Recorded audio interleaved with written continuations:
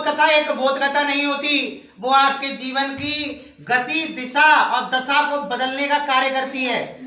अगर गाड़ी की दिशा बदल दी जाए और उसके अंदर गति हो तो वो कुछ भी कर सकती है। एक गलत दिशा और गाड़ी पलट भी सकती है। एक एक चीज को कान से सुनना है। बात है त्रेता युग की। आपको पता है 4 युग होते हैं। पहला था सतयुग। कौन सा युग था? सतयुग। फिर आया त्रेता युग। कौन सा आया? त्रेतायुग। फिर आया द्वापर युग। क्या आया? द्वापरयुग। फिर आया कलियुग। क्या आया? कलियुग। तो त्रेता युग में भगवान श्री राम हुए थे। कौन हुए थे? भगवान श्री राम। देखिए उनका जीवन कितना अच्छा था। उनसे जिस बच्चे ने रामचरितमानस या रामायण पढ़ ली, समझ लो उसे दुनिया में कभी भी समस्या नहीं आनी। किसी भी समस्या का समाधान अगर देखना है ना तो श्री रामचरितमानस को उठा के देख लो, उसमें मिल जाएगा। स्वामी तुलसीदास जी ने लिखी है रामचरितमानस। देखिए एक चौपाई आती है, एक प्रसंग आता है। चौपाई में तुलसीदास जी कहते हैं, प्रातः काले उठ के रघुनाथा, नावई शीस झुकावे माथा। भगवान श्री राम जब सुबह उठते थे तो सबसे पहला कार्य क्या करते थे? अपने माता पिता के पैर छूते थे। अपने माता पिता का प्रणाम करते थे, उनका अभिवादन करते थे। सोचिए, जो व्यक्ति अपने माता पिता को सब कुछ मानता है, सब कुछ, जो उनका संसार है, मातृ देवो भव, माता को देवता मानो, पितृ देवो भव, अपने पिताजी को देवता मानो, क्योंकि वो भगवान हैं। जो व्यक्ति अपने माता पिता का आदर करता है, सुबह उठ के अभिवादन करता है, वह बच्चा 4 चीजों में गुण बढ़ाता है। अभिवादनशीलस्य नित्यं वृद्धोपसेविना, चत्वार तस्य वर्धन्ते आयुर्विद्या यशोबलम। अभिवादनशीलस्य, अभिवादनशीलस्य, अपने बड़ों का अभिवादन करने से 4 गुणों में वृद्धि होती है। नित्यम वृद्धोपसेविना, जो नित्य करता है, अपने बड़ों का अभिवादन नित्य करता है। चत्वार तस्य वर्धन्ते, उसकी 4 चीजों में वृद्धि होती है। पहली तो उसकी उम्र बढ़ती है, आयु, उसकी उम्र बढ़ती है। विद्या, उसके अंदर नॉलेज बढ़ती है। नॉलेज किसे कहते हैं? कि खेती करे तो बंजर जाए और विद्या केवल बैठे खाए। खेती एक बार करोगे, हो सकती है बंजर चली जाए, लेकिन विद्या अगर आपके पास है तो आप कभी भूखे नहीं रहोगे। विद्या बांटने से बढ़ती है, रुपया खर्च करने से कम होता है।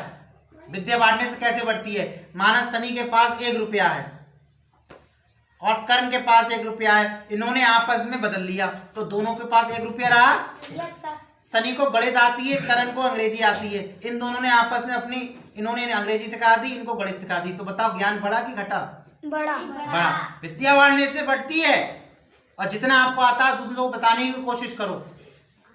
विद्या ददाति विनयम, विद्या आपको विनय देती है, शालीनता देती है।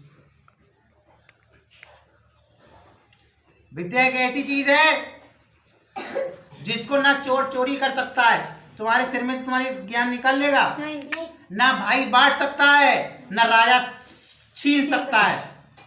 The king can not seize your knowledge, seize नहीं कर सकता, छीन नहीं सकता वो आपका। तो विद्या गुण सबसे महान है। इसलिए मैं कहता हूं मन लगाए विद्या पढ़ो, दूध पियो, कसरत करो, नित्य भजो हरि नाम और मन लगाए विद्या पढ़ो, पूर्ण होवे काज। पढ़ते नहीं है। और जो बच्चा नहीं पढ़ेगा वो समझ लेना बड़े होकर क्या बनेगा। देखिए आपका भाग्य आप लोगों के हाथ में। आप चाहते हो अपनी मम्मी पापा को पूरी दुनिया घुमाना, तो उसके लिए तुम्हें पढ़ना पड़ेगा, मेहनत करनी पड़ेगी, श्रम करना पड़ेगा। बैठिए। आप चाहते हो कि समाज में आपको लोग जाने, आपके बारे में बात करें। जितने लोग दुनिया में आते हैं, जाने कितने लोग आते हैं, कितने लोग मर जाते हैं, कोई दुनिया में किसी को पूछने वाला नहीं है। कितने लोग जन्म लेते हैं? जब तुम आए थे इस दुनिया में तो सब हंस रहे थे और तुम रो रहे थे। कुछ ऐसा काम करके जाओ कि जब इस दुनिया से जाओ तो सब रोएं और तुम हंसो। इसके अंदर, अपने अंदर भगवान श्री राम से आपको सीखना पड़ेगा। आज पापा ने तुमसे कह दी, अरे भाई बेटे खेत तक चले जाना या एक गिलास पानी ले आना, है हम नहीं लाएंगे। ऐसे बच्चों पे जो अपने माता पिता का सम्मान करना नहीं जानते। भगवान श्री राम के पिता थे राजा दशरथ। उन्होंने कहा था कि 14 वर्ष के लिए जंगल चले जाओ। जंगल में शेर, चीते, भालू, सांप, बिच्छू, मगरमच्छ, जंगली जीव जंतु रहते हैं। उन्होंने भगवान श्री राम ने हाथ जोड़े और भगवान श्री राम राजा दशरथ यानी उनके जो पिता थे उनकी आज्ञा से जंगल चले गए। उन्होंने नहीं सोचा, क्योंकि किसकी आज्ञा थी? पिताजी की। पिता को उन्होंने सबसे ऊपर रखा, तब वो मर्यादा पुरुषोत्तम भगवान श्री राम कहलाए। बोलो कहां तक टिक सकोगे यदि श्री राम का संघर्ष हो। कल वो राजा बनने वाले थे और उनके पिताजी ने कहा नहीं, तुम जंगल चले जाओ। कोई आज का लड़का चला जाएगा? तो भगवान श्री राम जैसा बनो। प्रार्थना में क्या बोलते हैं? लव कुश ध्रुव पहलाद बने हम, मानवता का त्रास हरे हम, सीता सावित्री दुर्गा मां फिर घर घर भर दे। हर घर में आज भगवान श्री राम की जरूरत है। अगर आपको अपने समाज का, अपने परिवार का, अपने देश का, अपने प्रदेश का, अपने राज्य का, अपने जिले का, अपने ब्लॉक का नाम रोशन करना है तो आपको परिश्रम करना पड़ेगा। परिश्रम मतलब संघर्ष करना पड़ेगा, मेहनत करनी पड़ेगी। आप क्या सोचते हो सफल हो जाओगे? परिश्रम करना पड़ेगा। सोने की तरह अगर कीमती बनना है तो सोना तपता कितना है, देखा तुमने? कितना पिटता है। जो व्यक्ति संघर्ष से डर जाता है वो व्यक्ति आगे नहीं बढ़ पाता है। जब पत्थर, जब उस पर छेनी हथौड़े की जब मार पड़ती है ना तो पत्थर जो रो जाता है, टूट जाता है, बिखर जाता है, उसको फिर दुनिया लात मारती है। लेकिन जो सहन करता है, जो कष्ट में झेलता है, और जो मूर्तिकार जब मूर्ति बनाता है, पत्थर को नाक बनाता है, मुंह बनाता है, फिर ओट बनाता है, उसके पैर बनाता है, हाथ बनाता है, तब भगवान की मूर्ति बनती है। और जब भगवान की मूर्ति बनती है तो उसको सब नमस्ते करते हैं, नमस्कार करते हैं, प्रणाम करते हैं, हाथ जोड़ते हैं, पैर छूते हैं, मस्तक रगड़ते हैं, पूजा करते हैं। लेकिन वो मूर्ति ने कितना कष्ट झेला है। जल चढ़ाते हैं, लेकिन मूर्ति ने कितना दुख झेला है।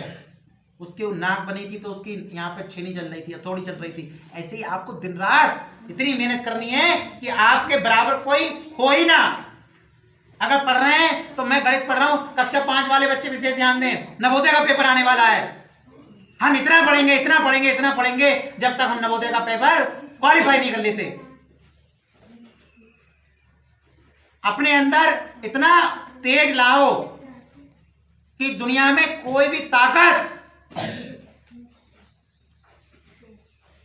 कितनी बड़ी समस्या आपके जीवन में आ जाए, आप डरो मत। मंजिल से पहले कहीं रुकूंगा नहीं। कोशिश करने वालों की कभी हार नहीं होती। नन्ही चींटी जब दाना लेकर चलती है, चलती दीवारों पर 100 बार फिसलती है। मन का विश्वास रगों में साहस भरता है। गिरकर चढ़ना, चढ़कर गिरना ना करता है। आखिर उसकी मेहनत बेकार नहीं होती। कोशिश करने वालों की कभी हार नहीं होती। डुबकियां सिंधु में गोताखोर लगाता है, खाली हाथ, बार बार खाली हाथ लौटकर वापस आता है। यूं ही नहीं मिलते सहज ही मोती पानी में। मुट्ठी उसकी खाली हर बार नहीं होती। कोशिश करने वालों की कभी हार नहीं होती। आज से सब लोग प्रतिज्ञा लेंगे कि जो सर पढ़ाएंगे उसको मन लगा के पढ़ेंगे। Yes sir. Yes sir. आज हम आपको 50 सवाल कराएंगे। 50 सवाल आपको याद होने चाहिए आज। Yes sir. क्यों भाई? Yes sir. तो हम लोगों का एक ही मंत्र होना चाहिए, चरई वेती चरैवेति। क्या होना चाहिए? चरैवेति चरैवेति। चरैवेति का मतलब चलते रहो चलते रहो। चरैवेति मतलब चलते रहो चलते रहो। बोलते हैं वंदे मातरम। वंदे मतलब वंदना करता हूँ किसकी? अपनी माता की। माता कौन? धरती माता, भारत माता। भारत माता की मैं वंदना करता हूँ। इसका मतलब है वंदे मातरम। वंदे